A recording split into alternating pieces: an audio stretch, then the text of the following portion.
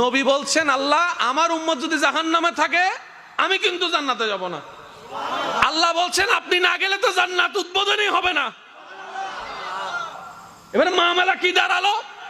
আল্লাহ পাক বলে যে আমি তাহকামুল হাকিমিন নিজেকে বলেছি, বিচার না করলেও তো জিনিসটা সুন্দর হয় না। অনবী একটা কাজ করেন, ওয়ালা সৌফা ইউতিকা রাব্বুকা ফাতারদাত, আমি কাউকে বলি নাই, আপনাকে না বলেছি। আমার সাল্লাহ কাইল্লা রহমাতাল লিল আলামিন কারো সম্পর্কে নাজিল করি নাই, আপনাকে দিয়েছি। ওয়ালাল আখিরাতু খায়রুল লাকা মিনাল উলা, কাউকে বলি নাই, আপনাকে বলেছি। আর আমি আল্লাহ ভালো করে জানি আপনি হচ্ছেন উম্মতের দরদি নবী।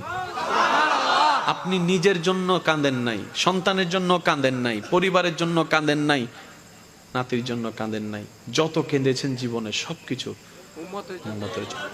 এমনকি হাসরের ময়দানে যখন সর্বপ্রথম আমাদের নবীকে আল্লাহর হুকুমে তোলা হবে, আমাদের নবী উঠেই জিব্রাইল আলাইহিস সালামকে প্রথম প্রশ্ন করবে, ও আমার ভাই জিব্রাইল, আমার উম্মতগুলা কোথায়?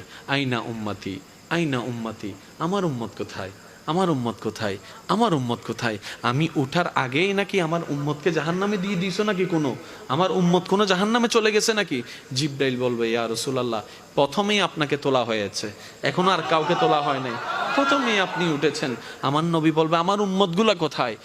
জিব্রাইল বলবে, ইয়া রাসূলুল্লাহ, এখনো তারা উঠে নাই, উঠবে একটু পরে। নবী দৌড়ায় চলে যাবে আল্লাহর রহমতের দরবারের দিকে।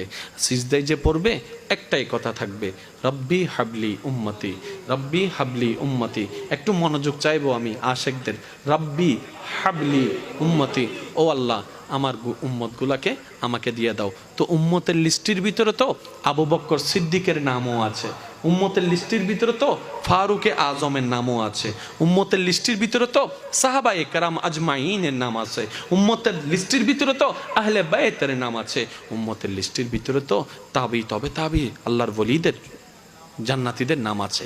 এবার আল্লাহ পাক বলবে, আপনি যে বললেন রব্বি হাবলি উম্মতি, উম্মতকে দেওয়ার জন্য আপনি কে আবু বক্করের কথা বলছেন?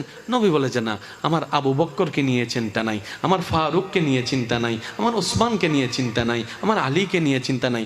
ও আল্লাহ, আমার উম্মতের ভিতরে যারা জাহান্নামের অধিবাসী হবে ওই উম্মতগুলোকে আমাকে দিয়ে দাও। আল্লাহ বিচারক হয়ে বিচারক করবেন, জাহান্নামীকে জাহান্নামে দিয়ে দিবেন। আহকামুল হাকিমের দায়িত্ব শেষ। এবার নবীকে আল্লাহ সিজদায় যাওয়ার অনুমতি দিয়ে সুপারিশ করাবেন। নবীর সুপারিশ কবুল করতে করতে নবীর উম্মতকে, আল্লাহর বান্দাদেরকে জাহান্নামী থেকে জান্নাতি করে দিবেন। জগৎ জিজ্ঞেস করবে, মওলা জাহান্নামী আবার জান্নাতি হয় কেমনে? ফেল কখনো পাস হয় না, পাস কখনো ফেল হয় না, কথা বলেন না। দিন কখনো রাত হয় না, রাত কখনো দিন হয় না, জাহান্নামী কখনো জান্নাতি হয় না। আল্লাহ তুমি যে জাহান্নামী দিলা এটা সঠিক, আহকামুল হাকিমিন বিচারক হয়ে দিছিল। আল্লাহ জান্নাত পাইলো কেমনে?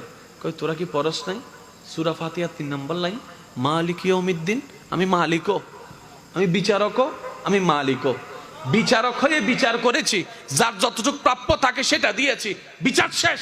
এবার মালিক হয়ে রহমানুর রহিম হয়ে দয়া করে জাহান্নামী থেকে জান্নাতি বানিয়ে দিয়েছি। আল্লাহ আমাদেরকে সে নিয়ামত অর্জন করার তৌফিক দান।